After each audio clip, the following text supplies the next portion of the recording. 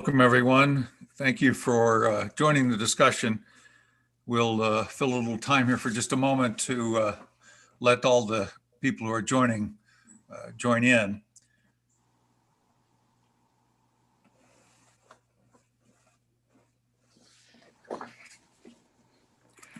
Thank you for joining.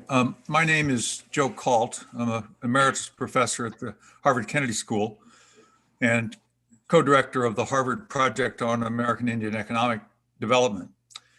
And before we begin, the Ash Center and the Harvard Project would like to acknowledge the land on which Harvard sits as the traditional territory of the Massachusetts people in a place which has long served as a site of meeting and exchange among nations. Certainly an exchange we hope to continue today.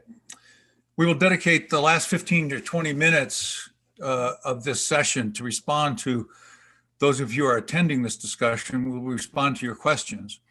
I think you can submit them through the Q&A box that appears in the Zoom links. We want to take this opportunity also to let the Harvard community members know about the Harvard Votes Challenge, a nonpartisan initiative striving to build a civic culture here at Harvard by increasing voter registration and participation. And we invite all participants to join the movement as Votes Challenge at voteschallenge.harvard.edu. And finally, this event is being recorded and can be found on the Ash Center's website and YouTube channel after the event has concluded. So with that introduction, let me turn to our speakers today. We are honored to have a very important group of leaders joining us, people who are heavily involved in addressing the COVID-19 pandemic, particularly as it is affecting their own nations and Indian tribes. I'll introduce the speakers first and then turn to you all with some questions. First, let me introduce President Shelley Buck from the Prairie Island Indian community in Minnesota.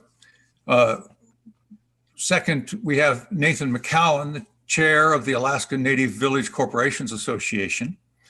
Coming to us from Alaska, Governor Steve Lewis from the Gila River Indian community in Arizona, U.S. Senator Steve Daines from Montana, and U.S. Representative Sharice Davids from Kansas will be joining us shortly. She has a vote to cast in the House. Both Senator Daines and Representative Davids have been staunch supporters of support for the challenges that Indian country faces as it tries to address the pandemic.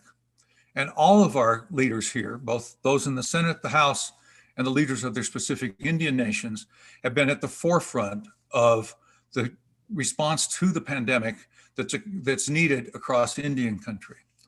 With those introductions, let me try to open this up to a conversation. We'll do it as a talk show here, if you will. I feel a little bit like we are Jimmy Fallon or something, but I want us to have a conversation so that we can share views and share information, both among the speakers, but also with the audience that's assembled. And I'd like to start actually, because I think there's not a lot of knowledge across the United States. I'd like to address our tribal leaders here first and ask you to think about the following and talk to us about the following. Under federal policies of self-determination through self-government, the 574 federally recognized American Indian nations now carry the same basic sets of responsibilities for serving their citizens that we expect of any state and local government. And we know that tribal governments across the US have had to pivot quickly and with force to deal with the pandemic. Can you describe in broad terms the kind of actions that you and your governments have taken to deal with the pandemic? And perhaps I'll start with President Buck. How has the pandemic affected what you've had to do in your community and with your tribal government? Good morning, everyone, or Wichokowashte, good afternoon for those that are on the east side of the country. For Prairie Island, it's been something that we live with, the fear of closing down our gaming operations every day, even before the pandemic, because of the trifecta of threats that we face. So it was just our reality. It's something that we've feared, and we didn't have to shut down our casino and our businesses, but we chose to do it to be good neighbors and to help squash the coronavirus around our area. We've had to furlough about 90% of our employees, which is about 1,500 workers. And we're the largest employer of our county. So that affects not only on reservation, but it also affects off reservation. And that was a really tough decision to make. A lot of our employees have been with us 20 plus years. So they're like family. We did decide to continue their benefits for them, which has been really costly, but it's something that we had to do. It was the right decision to make, and we had to do it. We did do a state of emergency.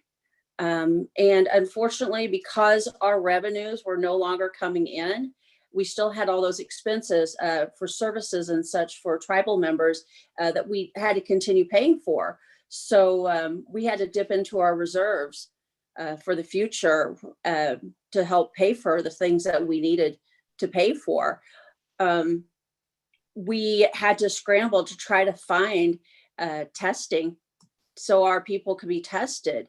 Luckily, we do have a lot of good partners with some of the companies that we do business with, as well as the sports teams that we have partnerships with here in the state.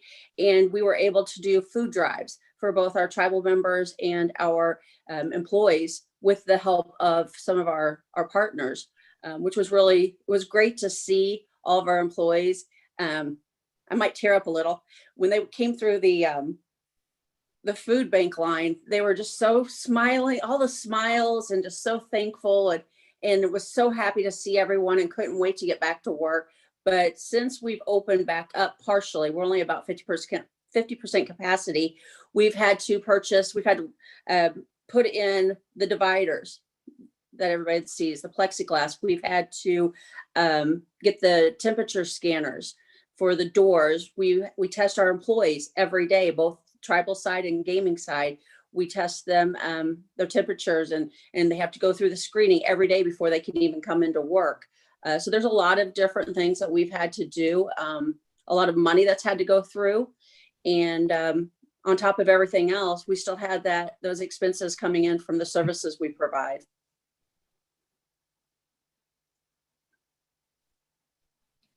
You're on mute. Thank you.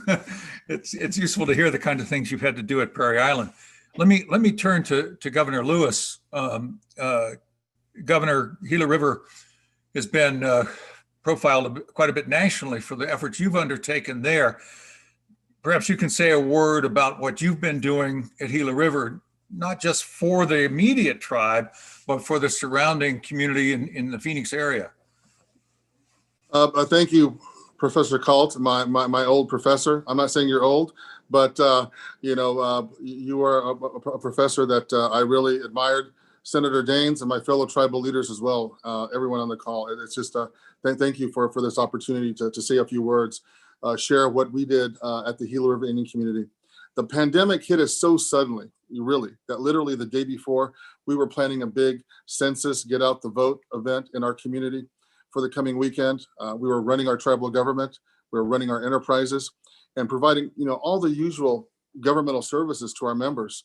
In a matter of days, we had to transition from the normal decision-making that tribal governments face to what I refer to as triage decisions in the field on real time.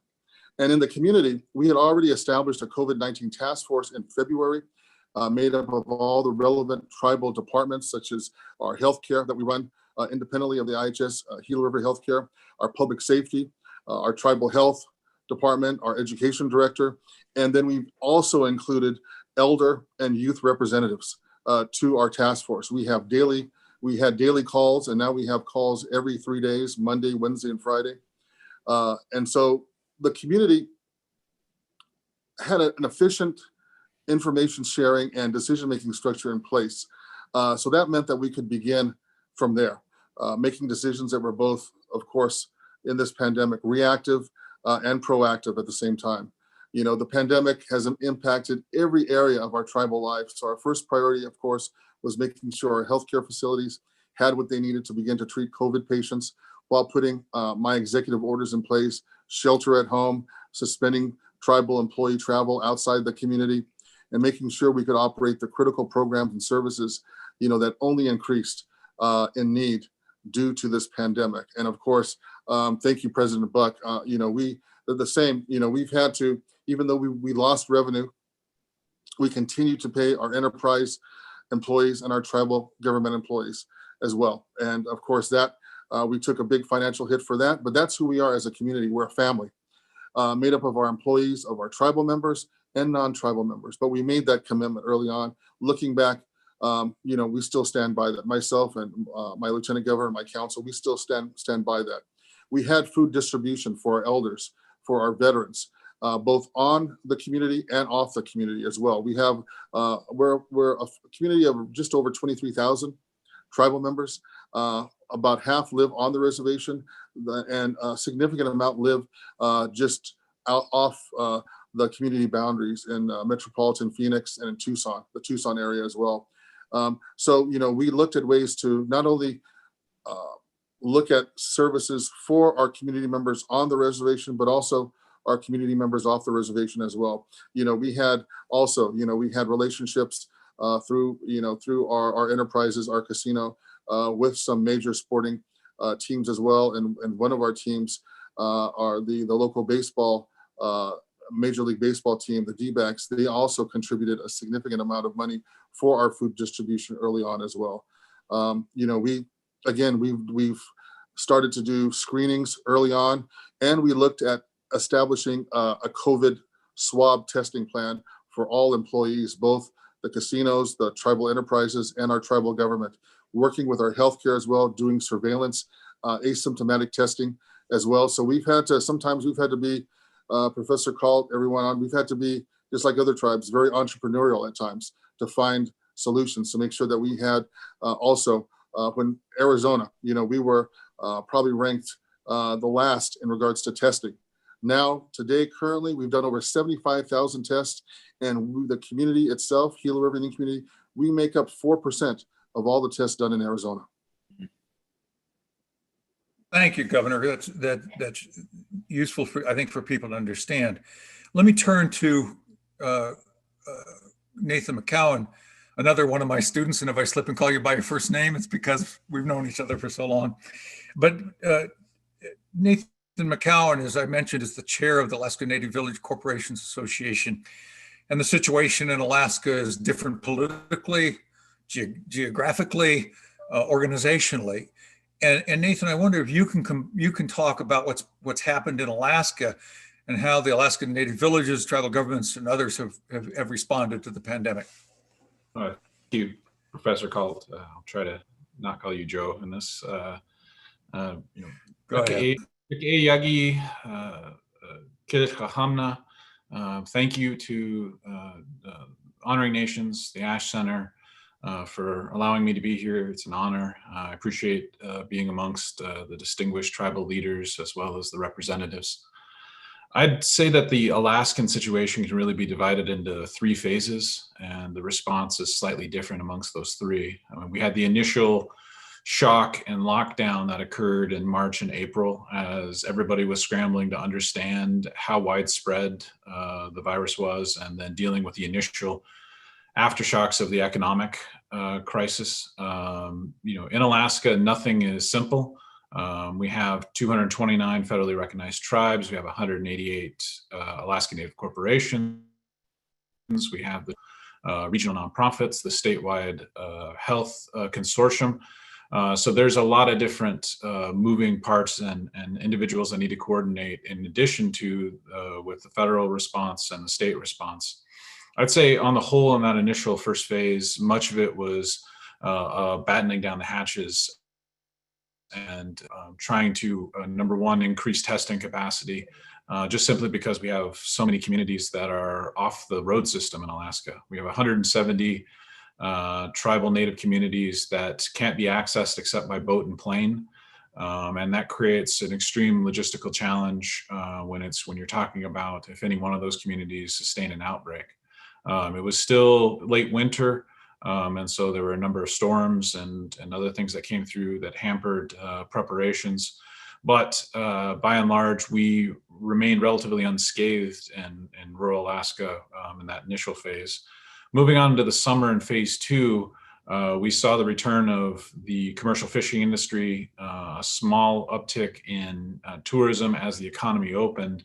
And with that, we saw a dramatic escalation in the number of cases. The tribal response on the whole, working with the Alaska Native corporations, was really one of preparation and dealing with fires here and there as communities lost access to critical infrastructure.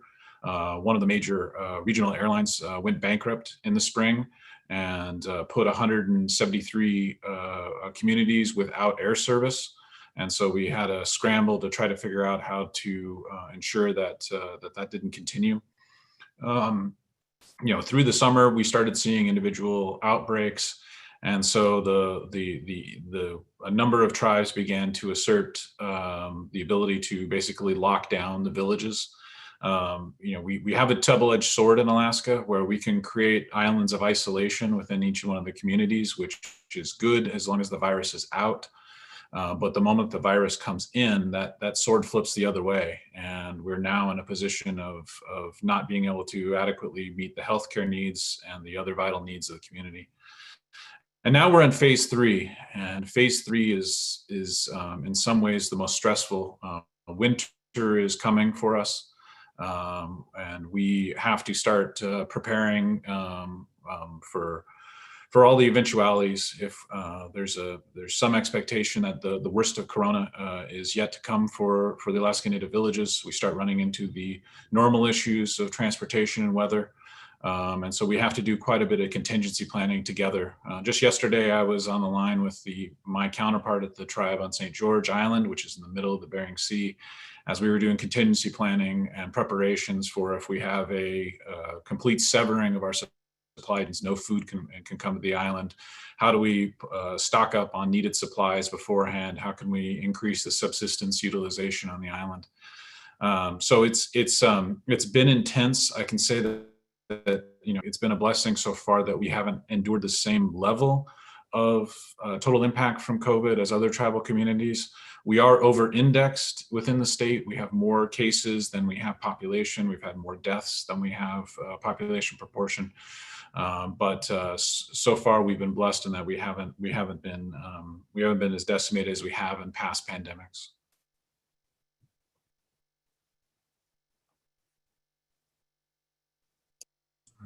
Thank you very much. I see that now Congresswoman Sharice Davids has joined us. We've introduced you previously, and we understand you had to go vote. That's important that you do that. We're glad you did that, but welcome. And I know that Senator Daines has some votes looming as well. And before you may have to get up and leave, Senator Daines, let me pose a question to you, and I'll end up posing the same thing, I think, to Congresswoman Davids. And that's really two questions I hope you can address.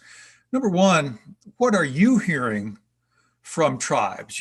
Both of you have been stalwart supporters of CARES Act monies for tribes, other PPP monies and so forth for tribes as they fight the pandemic. But what are you hearing is needed now from tribes?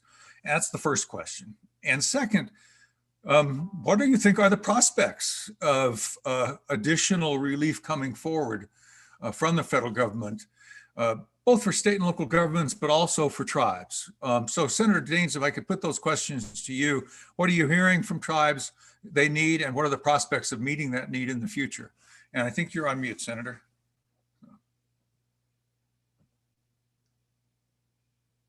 Lower left will unmute you.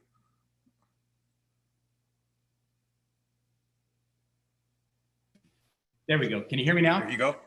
All right. Gotcha. Thanks, Joe. So first of all, we step back and I look at what's going on in Montana and across Indian country in the nation. Just give you some quick Montana stats and then relate back to what I'm hearing from the tribes. In Montana, we have a 7% native population across our state, and yet round numbers, and of course these are dynamic, they change every day, but about 20% of the infection rate is coming from 7% of our native population. So nearly 3 times more Native Americans are being infected by COVID than the general population. But it gets worse when you start looking at mortality rates. Our natives, Americans, are seeing about 1/3 of all the deaths in Montana with just 7% of the population. And so Indian country's been hit really, really hard by COVID-19. And I just applaud the leadership of those on the call here today, the tribal leaders who are dealing with a really, really difficult situation, one of the toughest things we've seen perhaps in a lifetime. What I've heard from our native populations is they want to see more flexibility now in the dollars that we allocated. We went to bat for Indian country in that first CARES package in March. We had $8 billion allocated for Indian country. And the argument that we made, those of us who represent states that have larger native populations, is that if we're granting all these dollars to the states, why aren't we also granting dollars to these sovereign nations? And so that was our argument. And just in respecting the heritage and the position of our tribes, which these are sovereign nations.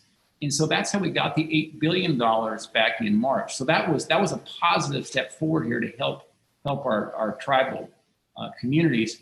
However, what I'm hearing now from my tribal leaders across Montana is they need more flexibility in timing. They want to extend the timing because currently the dollars have to be used by the end of the year. And I'm working with actually Senator Heinrich of New Mexico. We have a bipartisan provision that would extend that to the end of calendar year, actually going all the way to 22.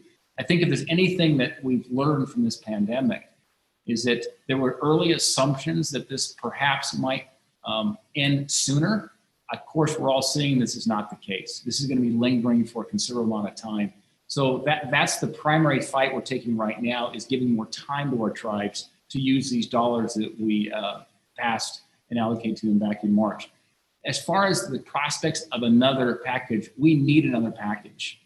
And we're just hoping that the red jerseys and the blue jerseys will come together, leadership, and get something that can pass in a bipartisan fashion. There was some talk yesterday, some pressure perhaps being put on the House to come to the table, pressure on the Senate to come to the table, and the White House. We're not out of the woods. And I'm just concerned as we enter the fourth quarter and Q1 of next year, kind of getting those winter months that I think we're going to start seeing more difficult economic challenges and health challenges as people will be inside more, kind of back to the typical flu season. So we're just keeping our fingers crossed that we can get a bipartisan package passed here. I don't think something's going to happen prior to the election, just calling it like I see it.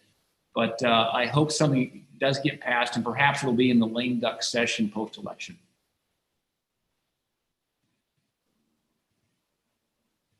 Thank you, Senator. And let me put basically the same questions to Congresswoman Davids. Congresswoman, you're a citizen of the Ho-Chunk Nation as well as being a U.S. representative, and you must be hearing directly, I would imagine, from people at Ho-Chunk. But what are you hearing? What are you hearing about what tribes need, and what do you think the prospects are of additional relief coming forward in the hopefully near future, Congressman? Yeah, well, first of all, Senator, I appreciate your comments. I agree with a lot of what you were saying about the way that this pandemic has disproportionately impacted Native communities has certainly been devastating. We also, in my office, have been hearing from tribes all across the country that the flexibility in the funding and that the time frame needs to be extended. And so these are common threads that I think we're hearing in hopefully lots of members of Congress and senators are having these conversations with tribal leaders and tribal communities, because it's certainly one of the things that I think has to be done in order for us to, fulfill the federal trust responsibility and adhere to our treaties and our responsibilities in that way. And so I think that those are probably the two biggest things that we're hearing. Also that additional funding is going to be necessary. And so when it comes to the next relief package, which I hope we can get done, as a freshman member, I showed up and really I had not participated in politics previous to this. I did policy work and I did community and economic development in Indian country with different tribes and tribal communities. And so it was, a really steep learning curve in seeing how it works here. And when the pandemic hit, and Senator, it's funny how many things you said that I was like, yes. The changing nature of the pandemic, the public health and economic devastation that we're seeing is certainly, you saw both chambers and the president was signing these various bipartisan bills into law as we saw the evolving nature of the pandemic. I'm hopeful, and maybe this is because I'm a freshman, but I am hopeful that we'll be able to come together again in a bipartisan way. I know we have heard more and more calls of our leadership to come to the table to continue the negotiations. And I know on my side of the hill, that's what I'm pushing for, and I'm going to keep pushing for that. And I definitely think we need to see additional relief to our tribal communities because they've been so hard hit. Congresswoman Davis, I just add just something briefly. I remember when we saw that package pass the Senate in March, it was 96-0, that $2.2 trillion CARES package. Anytime you have Ted Cruz to Bernie Sanders on the same page, that's a moment here that I was really proud to see Congress come together and move quickly. We need to get that going again, don't we? Yeah. And you use football references. I often use mixed martial arts references. I do feel like we're in the third round in the last couple of minutes of that 5-minute round. So I'm hoping we can pull this thing out. Well, thank you both. Let me ask the tribal leaders for their side of the story. And I see that Chairman Alvin A.J. Not Afraid of the Crow Tribe of Montana has joined us. And Chairman Not Afraid, if we can, I don't know if you're showing up on audio. I don't know if we're going to have you on video, but let me put a question to Chairman Not Afraid that I think addresses some of the issues that Senator Daines and Congresswoman Davids mentioned, and that is, this thing isn't over. The pandemic is still going. And Chairman Not Afraid, I'm coming to you from Sage Creek in the Prairie Mountains. I think you know that. And I'm watching what's happening at Crow. And I know Crow has been dealing with hotspots that keep flaring up and so forth. I wonder if you can describe, Chairman Not Afraid, what's been going on at Crow and how the tribal government there and your office have been responding to these continuing outbreaks that we're seeing.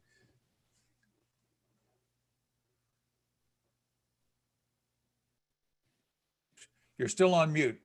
There you go. Sorry, can you repeat that? I was so busy trying to get my technical fingers going.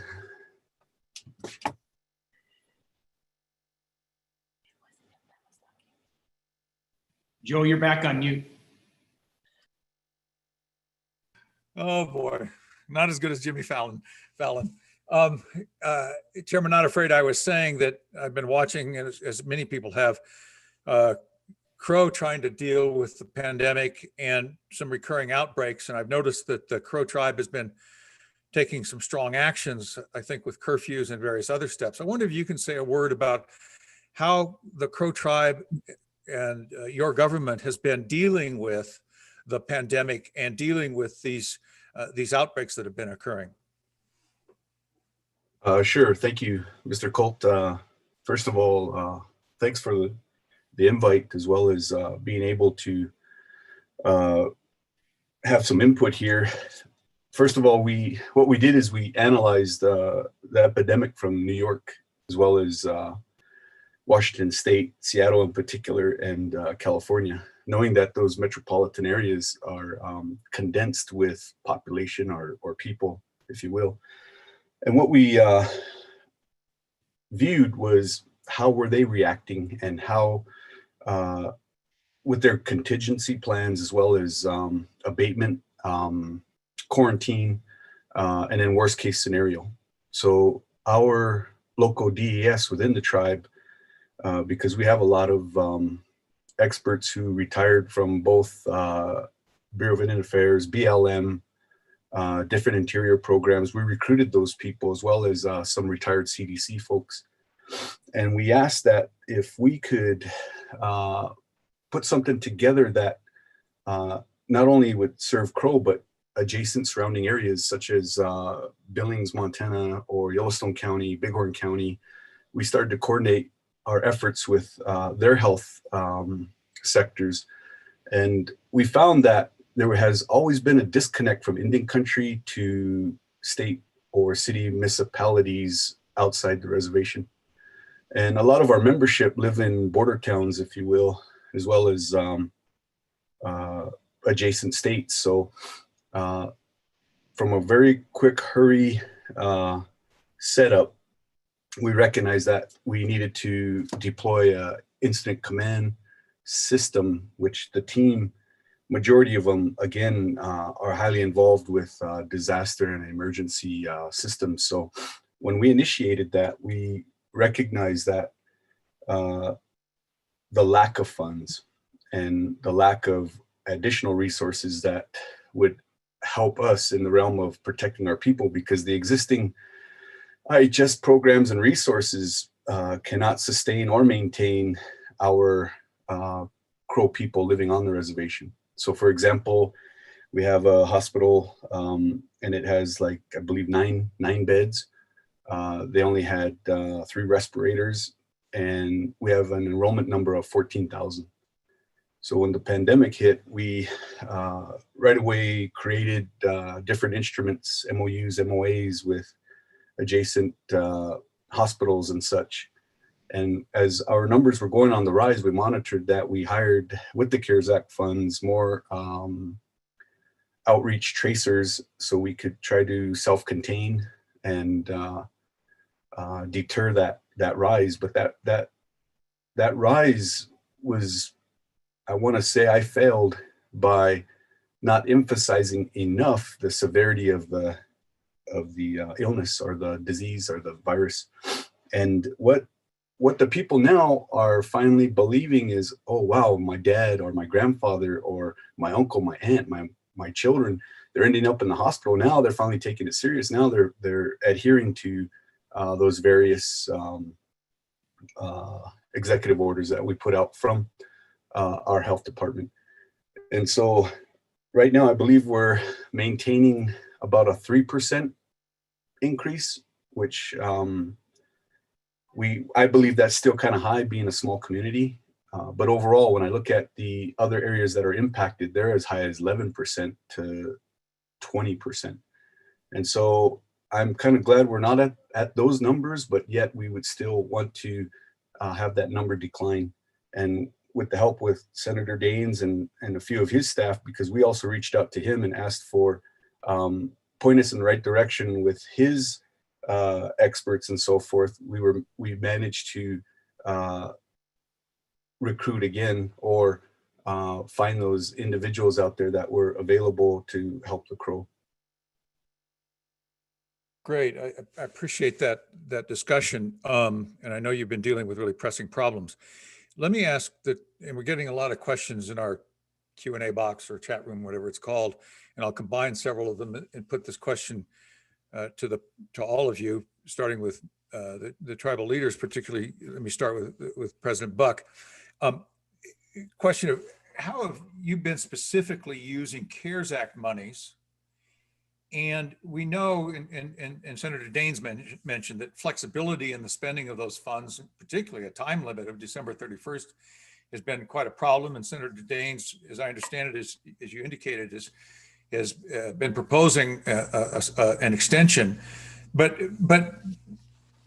President Buck, first, how have you been specifically using the CARES Act money, and what problems have you run into in trying to spend that CARES Act money that we might remedy in the next round of relief funding? Well, at Prairie Island, we haven't really spent much of it. Unfortunately, we were one of the tribes that was undercounted and didn't receive an adequate amount from the first round, which was the population-based round. We received very small allocation from that.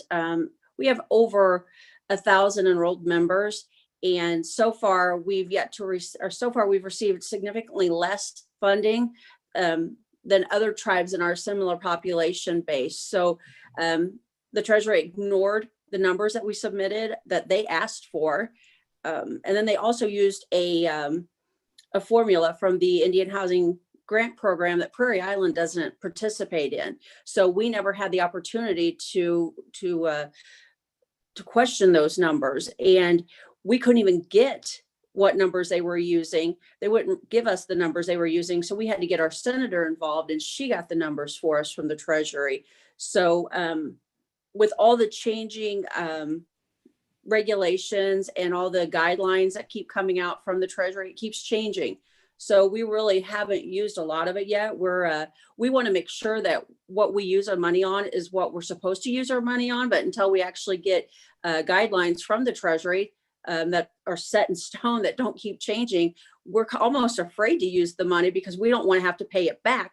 So we're still trying to make the plan of what we're going to use it on, and hope and pray that the Treasury doesn't change the guidelines after the fact on us. But we're spending it on things like preparing our offices and our casinos and other businesses with things such as plexiglass, hand sanitizer, the temperature scanners, different processes and programs that we've put into place to make sure not only our guests are protected, but our employees are protected and our tribal members are protected. So we're trying to figure out everything that we can spend it on, but we need more time. December is going to be here before we know it, and we just need more time to be able to implement some of these things. I feel horrible. I mean, I consider us a small tribe, but I really feel terrible for the tribes that are even smaller and don't have the gaming operations that we do to be able to afford staff to help them with all of the different things that they're going to have to do to please the Treasury with this money. So it's definitely a confusing time right now. And it's time that we should be spending on actually preventing COVID from coming into our reservations and protecting our people.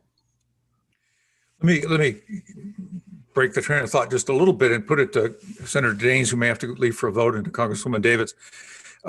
There's been, as you know, I'm sure you've heard, a lot of complaints about the deadlines, and Senator Daines, you've already spoken to that.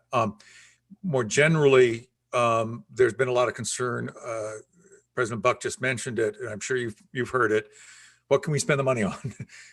The definition of COVID related is open to a lot of interpretations. And I wonder if what you could say, what your views are on how to perhaps tighten up or clarify better in any further funding, or even with respect to the current funding, what monies things can go to, and any thoughts you have about how to prevent the litigation that we've had, the delays that we've had, the confusion, as President Buck mentions, about how monies can be spent. I wonder if you have any comments on that. Yeah, just thanks, Joe. It's a great question. So, that March package, it moved through very, very quickly as we were working with the House, with Congressman Davids, we were all coming together here. We moved fast. We needed to move fast because time was of the essence. In fact, I told Steve Mnuchin and others that we need to move at the speed of business, not the speed of federal government, which is usually really slow. But the only downside of that is you're moving based on a set of assumptions that seem to be true at that time, but obviously have proved not to be the case in terms of the length of the pandemic, as an example. And so there's two battles we fight. In the medium term, back to President Buck's comments, we've got to fight the administrative battle back with Mnuchin and with Treasury, just to continue to get guidance and maximum flexibility. And that's a battle we have to fight sometimes on a case-by-case basis. But we've got to do better on the next package. And so not only do we have to extend the timing, and by the way, that was part of that package that we passed last week. And I realize it was a partisan bill there in the United States Senate, but I was able to get that in that Republican bill, which is important, because that just means as we move to more of a bipartisan cooperation, hopefully that will be in that package, that extension of the timing and flexibility. But we've got to be better as lawmakers of clarifying intent, so you don't leave it up to the administrative agencies to try to figure out what Congress is trying to do. And that's got to be better in this next package. Yeah, and that's particularly true when it comes to issues in Indian country because of the specific role that Congress plays with the federal government's relationship with tribal governments.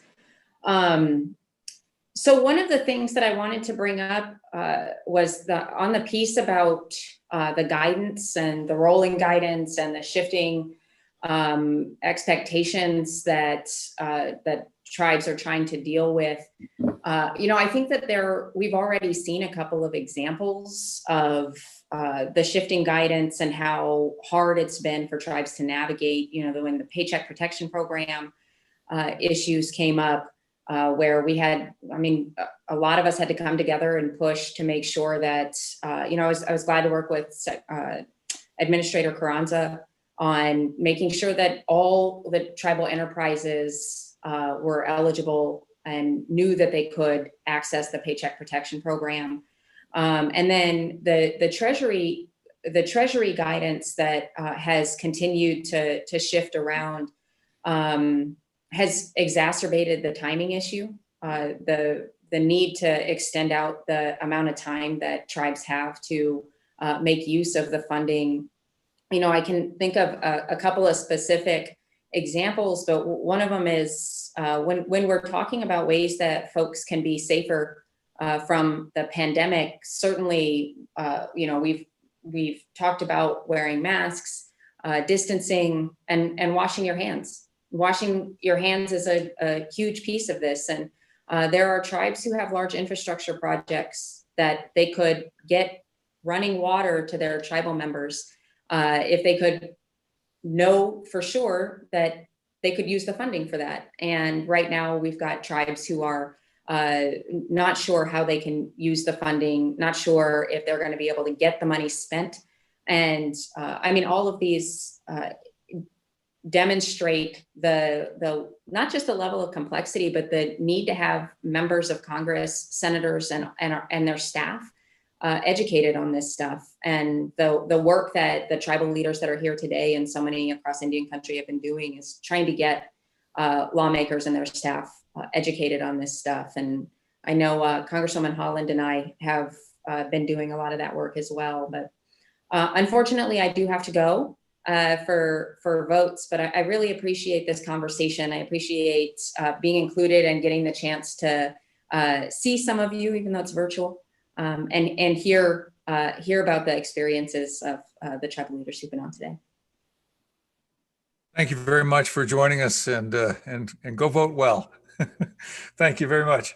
Thank you. And Congressman Davids touches on something I think it's important, and we, the nerdy professor types, have been doing a lot of research on this issue. And one of the things that crops up, of course, is that while there's a general conception out in the American public that, I don't know, I guess there's conception that all tribes are just rolling in money and so forth. In fact, of course, poverty remains a very severe problem across all of Indian country. And with that poverty comes crowded living conditions, bad water system infrastructures, and so forth. And those seem to contribute importantly or significantly in a negative way to the spread of the pandemic. And I'd like to ask this of President Buck, but particularly in Alaska, let me turn to Nathan McCallum and ask you to talk about how the CARES Act monies have been being spent We know infrastructure issues, for example, at one level don't look like they're pandemic related, but at another level, if they're holding back economic development, they're directly pandemic related.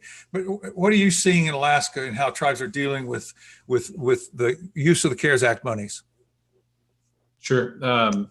I would second some of what President Buck said about the frustration over the way that the money was allocated in the first place. And I'm sure everybody in this room was similarly frustrated by the timing and the delay in the payments being received. There was a lot of need earlier in the spring and early summer that the design of the bill to be able to help satisfy and sate those needs was frustrating to deal with when we couldn't actually get the money. In Alaska, we're in a situation where the tribes have the money that was allocated, but the Alaska Native corporations still do not. And we're waiting to see the case work its way through the appellate to determine and vouch for the eligibility. So we're in a situation where only about a third of the money, about 40% of the money that was allocated to Alaska has actually been received. And so we're still waiting on the next 60%. The challenge with that being that for many of the infrastructure projects that would be needed to be able to respond effectively, we've already missed our window of opportunity. The summer building season is really between end of April to about now, maybe into October. There's no effective way to be able to begin to address some of the community needs with water shortage and sewer problems. We've got about 30 communities, as I said, that have no running water still. So there is no opportunity to wash their hands. I know the case is similar in some communities in Navajo. We have 70 to 80 communities where their sewer systems are obsolete, hanging on by a thread. My own communities is that way. So of the small amount of money that we have seen come to Alaska, it's being spent, I think, in many of the same ways that President Buck illustrated. It's being spent on preparing PPP, on expanding testing capacity, on dealing with some of the economic impacts and the educational impacts from COVID. We have a lot of Native students and that don't usually have access to computers and have access to internet. And while the school systems up here are a patchwork of distance education versus in person right now, many of the rural communities, they need to have that infrastructure put in place. So that's one big bucket. And then the next big bucket, I'd say, is really preparing for infrastructure shocks that have happened already this year. Preparing for what happens in the event that you have a village that's completely isolated and has an outbreak and can't get food, can't get medicine. And then after that, I think the biggest uncertainty is how are we going to be able to use the monies to perhaps accelerate vaccine deployment. There's a frustration about the December 30th timeframe. A lot of tribes just simply don't have the administrative capacity. And so they're really hamstrung. I never thought I would say this, but we were running short on lawyers to be able to help us figure out what's the right way of staying on the right side of the law. So we're really dealing with a constellation of issues right now, just with receiving the payments and pushing the money out to best use. Well, thank you. We're getting a number of questions. I'm going to turn this a little bit to Governor Lewis now. And Chairman Not Afraid mentioned the theme in his work as well, and that is intergovernmental relations.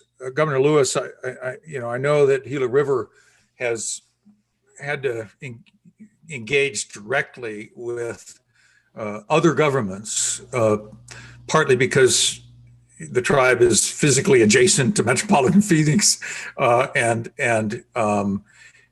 is an important player in the region. Can you say a word, Governor Lewis, about what's happening in your intergovernmental relationships with the counties, the states, the state, and so forth, and what you're doing to work with them around the pandemic? Thank you, Professor Colt. But I mean, first of all, I just want to go back. I just want to thank Senator Daines, for talking about the legislative intent, of the CARES Act. That this has to really it goes to, and it has hampered how the Treasury has distributed these CARES Act funds. It's hampered the tribe's ability to fully utilize these funds.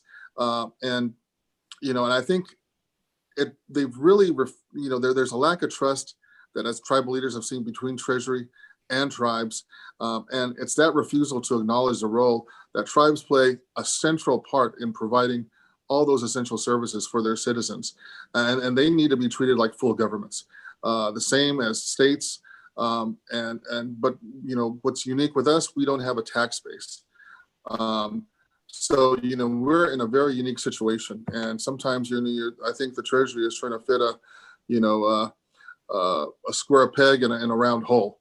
And there's a lot of frustration out there among tribal leaders. So at least thank you for that.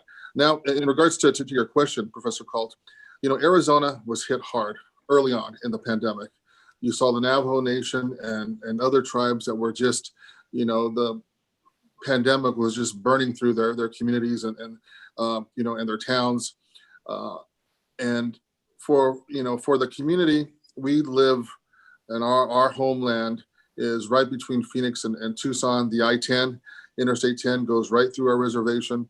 We have a high percentage of diabetics, of elders on dialysis as well.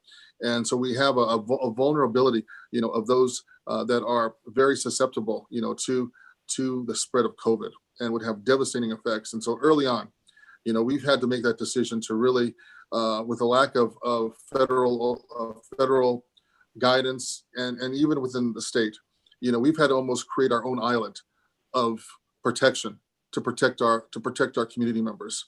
We were one of the first governments, tribal or not, to institute a mask ordinance, wearing masks out in public.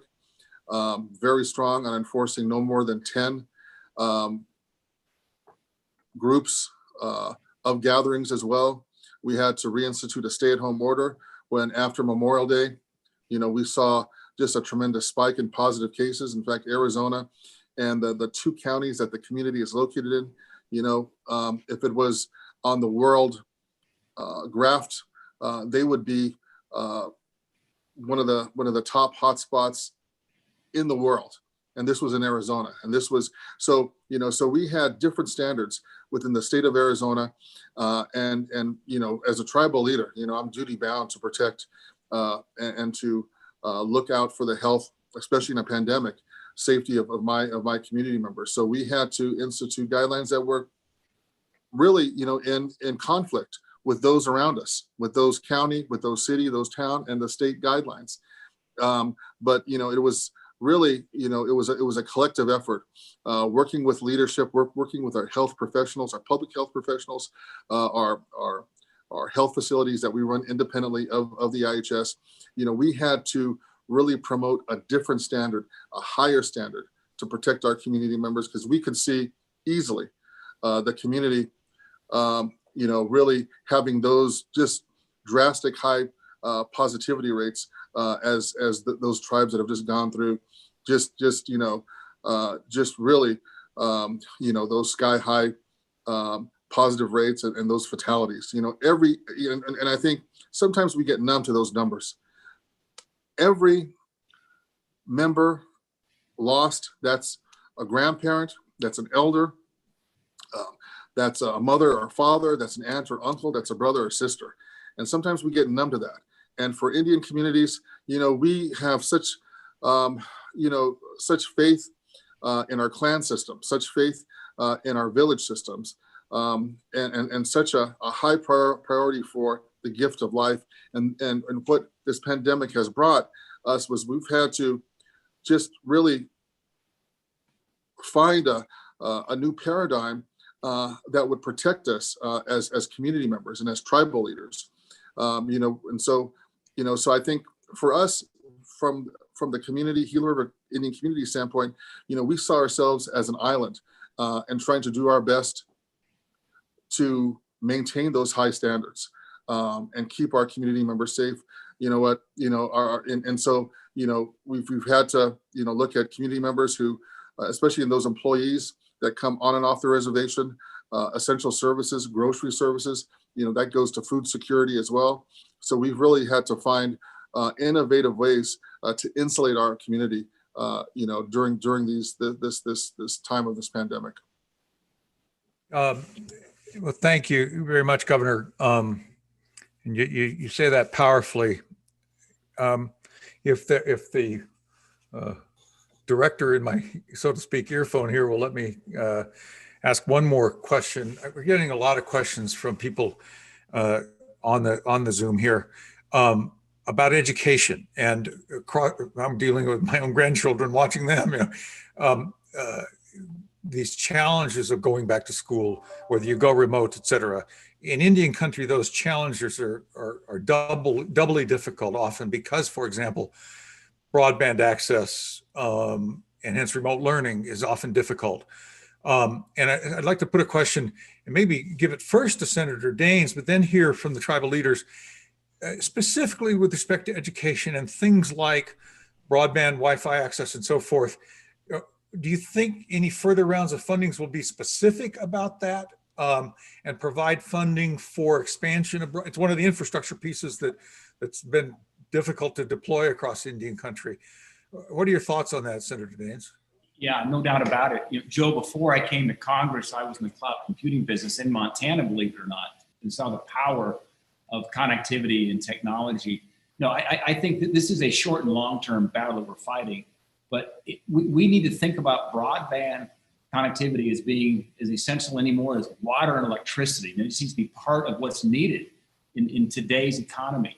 And so this is still, there's a huge gap, as we know here. We call it the rural divide. There's the Indian country divide as well. So there'll be a short-term battle here, perhaps on another COVID package. But as we think about an infrastructure package, which there's a lot of talk about that perhaps next year, we've got to be fundamentally thinking about broadband. It's just as important right now as ports, as highways, as bridges, as rail. That's how we stay connected here. And it becomes fundamentally a health and safety issue, as well as education, tying back to that point, Joe. So I couldn't agree more. And it's just an ongoing fight, particularly for those of us who come from more rural communities, rural states. Yeah. Thank you. You bet. To all of the tribal leaders, and maybe Joe, I've got to much apologize. I do have to step off at the top of the hour. So thank you. Enjoyed the conversation. And Governor Lewis, when you made your comments about the interaction with Treasury, I would hope that they would, when they take a call from you, they think of the same as Governor Ducey or Governor Lewis. There's no difference, except that you're a nation and not a state. So thank you. Well, thank you very much, Senator Daines. We appreciate your time and your thoughts and the efforts you've been putting into all of this. Thank you very much. Thanks for allowing me to be part of this, Joe. Appreciate it. All right.